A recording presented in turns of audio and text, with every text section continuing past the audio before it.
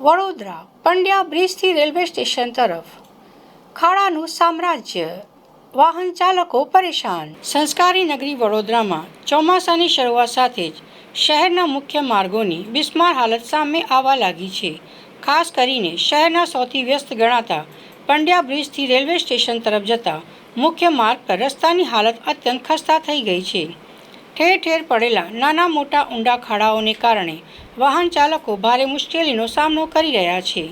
Pandya બ્રિજથી station તરફ જતો આ રોડ શહેરની લાઇફલાઇન સમાન છે, જ્યાંથી દૈનિક હજારો નાના મોટા વાહનો અને એસટી બસો પસાર થાય છે.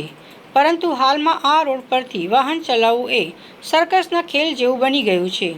ખાડાઓમાંથી વાહન બચાવવા જતાં અકસ્માતનો સતત ભય રહે છે, જેના કારણે વાહન ચાલકોમાં ભારે રોષ જોવા મળી રહ્યો છે. સ્થાનિકો અને વાહન ચાલકોની સૌથી મોટી ચિંતા એ છે કે જ્યારે પણ મામૂલી વરસાદ પડે છે ત્યારે આ ઊંડા ખાડાઓમાં પાણી ભરાઈ જાય છે.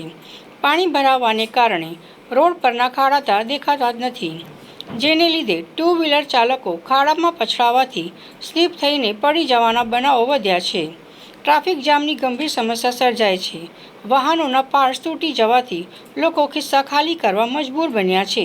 હાલ આપણે અત્યારે સ્ટેશનથી સ્થાનિક જકાતનાકા સુધી જે જૂનો હાઈવે કહેવાય છે એ હાઈવે પર પ્રિયલક્ષ્મી મિલના નાળા પાસે ઊભા છે અને ત્યાં આગળ બુલેટ ટ્રેનની કામગીરી શરૂ છે પ્લેટફોર્મની.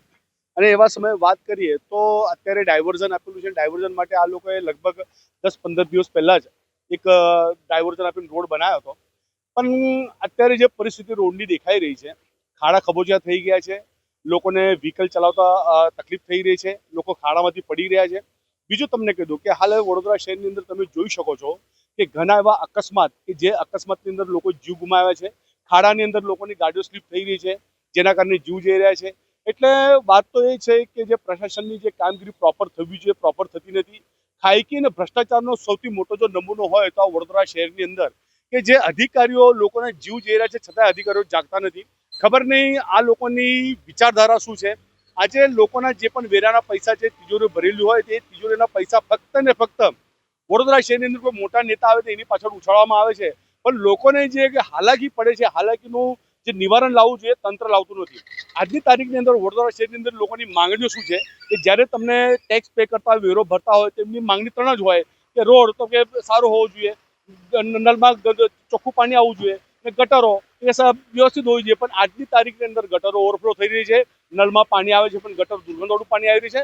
અને જે રોડ છે, રોડની હાલત અમે સૌ જોઈ રહ્યા છે. એટલે સૌથી પહેલા વડોદરા શહેરનું જે તંત્ર છે નિષ્ફળ નીવડ્યું છે. મોટા મોટા નેતાઓ એસી ચેમ્બરમાં બેસીને મોટી મોટી હાગે છે, સ્માર્ટ સિટીની વાતો કરે છે, પણ સ્માર્ટ સિટી જેવું કશું કામ છે અહીંયા દેખાતું નથી, એ વાત નક્કી છે.